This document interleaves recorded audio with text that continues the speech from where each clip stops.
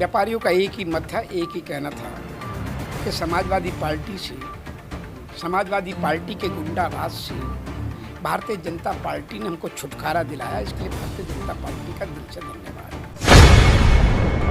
प्रत्येक जिले में मेडिकल कॉलेज खोलना शुरू किया। 10 एम्स खोल रहे, 2 एम्स बन चुके। प्रत्येक जिलों में, बड़े जिलों में हम एयरपोर्ट ला रहे।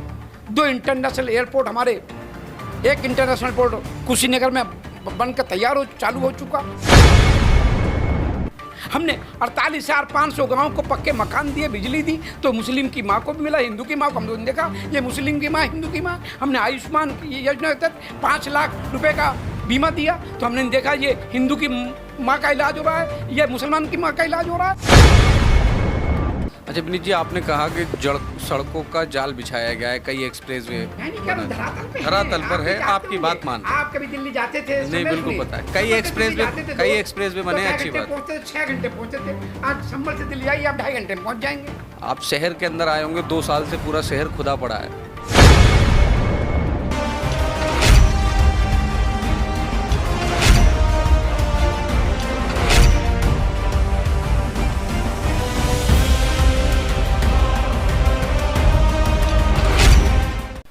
नमस्कार, आदाब। आप देख रहे हैं समय R20 न्यूज़। और आज भाजपा के व्यापार संगठन के एक बड़े नेता विनीत शारदा जी आज चंदौसी आए हैं। और उनका जो मुख्य उद्देश्य चंदौसी आने का, वो कोविड के समय पे जो व्यापारियों द्वारा जो आम जनता की सेवा की गई, उनको यहाँ पर सम्मानित करने, उनसे मिलने, उनके दुख परेशानियों को जानने आए। और साथ ही किस तरह की बातें हुई व्यापारियों को लेकर और चंदौसी शहर के अंदर क्या समस्याएँ नज़र आईं, सीधा विनीत शारदा जी से बात करेंगे। सर, शहर में आप आए, क्या समस्याएं व्यापारियों की नज़र आईं? व्यापारियों ने एक ही बात कही और व्यापारी कहता था हम आपका इंतजार कर रहे थे। मैंने कहा इंतजार तो देर हो गई, मैं देर में आया। व्यापारियों का एक ही मत था, एक ही कहना था कि समाजवादी पार्टी के गुंडा राज से भारतीय जनता पार्टी ने हमको छुटकारा दिलाया। इसके लिए भारतीय जनता पार्टी का दिल से धन्यवाद। व्यापारियों का एक ही मत था कि व्यापार के समाजवादी पार्टी की सरकार में लूट, डकैती, हत्या, रंगदारी, चोट वसूली से उत्तर प्रदेश जल रहा था। और मैं तो कहता हूँ समाजवादी पार्टी के शासन में तो उसकी भी धज्जी उड़ाई।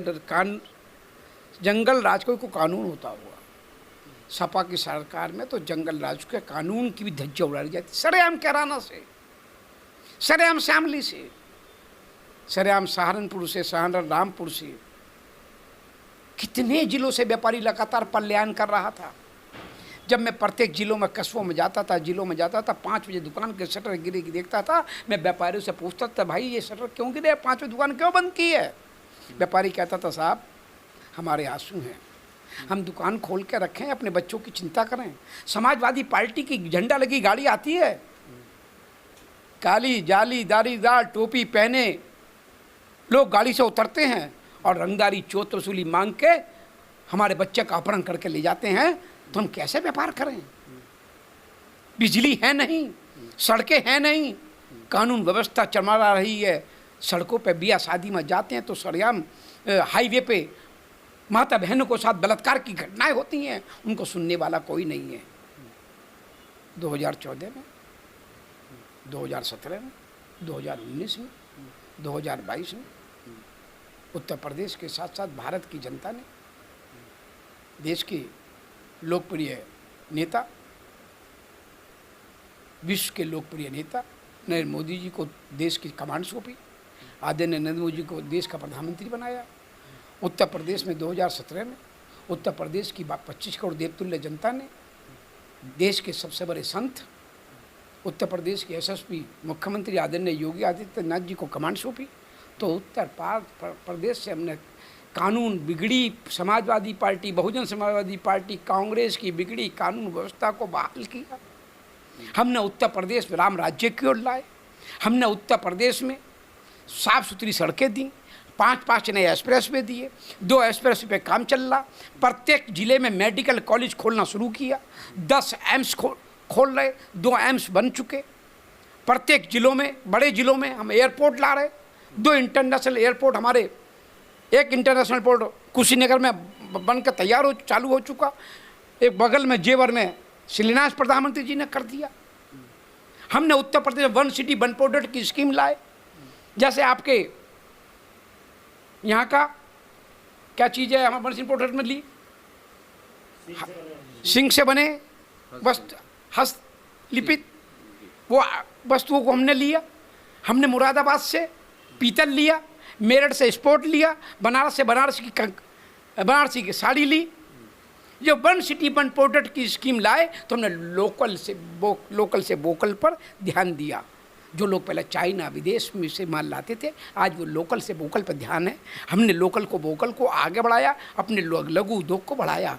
हमने व्यापारियों को 10 लाख रुपए का एक्सीडेंटल बीमा दिया। हमने व्यापारी कल्याण बोर्ड का गठन दिया। हमने पहली बार देश में किसी पार्टी ने, आदरणीय नरेंद्र मोदी जी ने देश के व्यापारियों के सम्मान को समझते हुए हमने पेंशन योजना लागू की। हमने व्यापारियों के लिए पेंशन योजना दी, 10 लाख एक्शन में दिया। हमने प्रधानमंत्री मुद्रा बैंक योजना के तहत 36 करोड़ युवाओं को बगैर गारंटी के लोन दिया, उनको रोजगार देना सिखाया।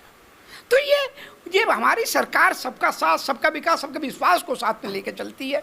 और उनकी सरकारें थी, कांग्रेस की हो, सपा की हो, बसपा की हो, वामपंथी की हो, ये मुस्लिम कुछ तुष्टीकरण की राजनीति करते थे, पर मुस्लिमों को भी सके नहीं रहे। हमने मुस्लिमों को भी सम्मान दिया। हमने सड़कें बनाई तो मुस्लिम का बेटा भी चल सकता है और हिंदू का भी चलता है। हमने 48,500 गाँव को पक्के मकान दिए, बिजली दी, तो मुस्लिम की माँ को भी मिला, हिंदू की माँ को। हमने देखा ये मुस्लिम की माँ, हिंदू की माँ। हमने आयुष्मान की योजना के तहत 5 लाख रुपए का बीमा दिया, तो हमने देखा ये हिंदू की माँ का इलाज हो रहा है, ये मुसलमान की माँ का इलाज हो रहा है। हमने उज्ज्वला योजना से फ्री में गैस के सिलेंडर चूल्हे दिए, तो हमने नहीं देखा मुसलमान की माँ हिंदू की माँ है।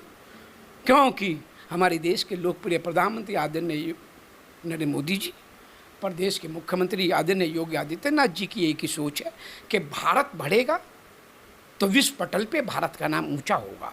तो मैं तो कहता हूँ, भारत अगर सोने की चिड़िया बनेगा तो आदरणीय नरेंद्र मोदी जी के नेतृत्व में बनेगा, और भारत विश्व गुरु बनने की ओर अग्रसर है तो आदरणीय नरेंद्र मोदी जी के नेतृत्व में ही भारत विश्व गुरु जल्दी बनेगा। अच्छा विनीत जी, आपने कहा कि सड़कों का जाल बिछाया गया है, कई एक्सप्रेसवे धरातल पर है। आपकी बात मान, आप कभी दिल्ली जाते थे? नहीं, बिल्कुल पता है। कई एक्सप्रेसवे बने, अच्छी बात है। 6 घंटे पहुंचते थे, आज संभल से दिल्ली जाइए आप 2.5 घंटे में पहुंच जाएंगे। आप शहर के अंदर आए होंगे, 2 साल से पूरा शहर खुदा पड़ा है, रोज एक्सीडेंट हो रहे हैं, काम चल रहे हैं, बिजली का जो 14 महीने में काम पूरा होना था उसको 2.5 साल हो गए। देखिए क्या होता है, अमृत योजना चल रही है, देश को जिले को साफ सुथरा बनाने की योजना चल रही है। प्रदेश संभल को एक विकसित संभल बन जाए। मेरे पीपलमंड का शहर है, मेरे देसी घी का शहर है, यहाँ के देसी घी की खुशबू पूरे भारत में विश्व में फैलती है। यहाँ का पीपलमंड खा के और पीपलमंड बगल में रख के सारी बीमारियाँ दूर हो जाती हैं। कोरोना में पीपलमंड ही था जो लोगों की जान बचा गया। कोरोना में यहाँ के देसी घी का जो जान बचा गया, तो उस देसी घी के शहर को, उस पीपलमंड के शहर पे योगी जी की नज़र है, बहुत जल्दी विकसित होगा। आप भी हैं, हम भी हैं। अच्छा, कोविड को लेकर कहा आपने कि व्यापारियों का हम धन्यवाद देने आए हैं, तो क्या कोविड में आप अपनी सरकार को सफल मानते हैं कोविड काल में, या असफल मानते हैं? क्योंकि WHO ने कहा कि 50 लोगों ने अपनी जान गंवाई भारत। WHO की बात तो मैं कुछ नहीं कहता, पर पूरे विश्व ने आदरणीय मोदी जी के नेतृत्व को कोविड में सराहा है। हम वैक्सीन लाए तो वो वैक्सीन पहली वैक्सीन भारत की थी जो सही वक्त पे आ गई और लोगों की जान बचनी शुरू हो गई। आज अधिकांश युवा से, बच्चों से लेकर युवा बुजुर्गों को 2-2 वैक्सीन लग गई, बूस्टर वैक्सीन भी लग गई। प्रधानमंत्री जी और मुख्यमंत्री जी की एक आवाज़ पे मेरे इन व्यापारियों ने, भामाशाहों ने अपनी तिजोरी के दरवाजे खोले, उनकी दुकानें बंद रहीं, उनके कारखाने बंद रहे, उनकी फैक्ट्रियाँ बंद रहीं। उसके बावजूद उन्होंने अपने आदरणीय प्रधानमंत्री, आदरणीय मुख्यमंत्री जी की आवाज़ को एक भगवान का आदेश माना, एक पिता का आदेश माना, और अपने घर में अपने बच्चों को 2 रोटी कम खिलाई, पर अपने गली, अपने मोहल्ले, अपने शहर, अपने चौराहे, अपनी हाईवे पे किसी को भूखे पेट सोने नहीं दिया, किसी को नंगे पांव चलने नहीं दिया, बस इनको कपड़ा पहनाया, भूखे को रोटी खिलाई, ये मेरा व्यापारी का दिल था। जब महाराणा प्रताप चुनाव बार बार युद्ध बार बार हारते थे तो भामाशाह की तिजोरी के दरवाजे खोलते थे। ये भामाशाह का रूप है, जो भामाशाह का दिल था, जो मेरा भारत, मेरा उत्तर प्रदेश। कोरोना महामारी की बात कर रहे हैं आप, उत्तर प्रदेश के मुख्यमंत्री अपने पिता की अंत्येष्टि में नहीं गए थे। ऐसा मुख्यमंत्री होना, मैं समझता हूँ लक्ष्मण ने जन्म ले लिया हो जैसे उत्तर प्रदेश में, जैसे राम ने जन्म ले लिया हो मोदी जी के रूप में केंद्र में। ये राम और लक्ष्मण की जोड़ी उत्तर प्रदेश और देश देश में कमाल दिखा करेगी साहब, कमाल दिखा करेगी। आरएलडी के जो नेता हैं जयंत चौधरी, उन्होंने कहा या तो ये अग्निपथ योजना, आपने देखा ही अग्निपथ योजना को लेकर क्या घमासान हुआ देश के अंदर, तो उनका ये बयान आया कि या तो अग्निपथ योजना हटेगी या फिर मोदी जी को हटना पड़ेगा। बहुत बचकाना बात है। समर्थन करते हैं आप अग्निपथ योजना का? मैं कह रहा हूँ जयंत साहब बचकाना बातें कर रहे हैं। अभी उनको थोड़ा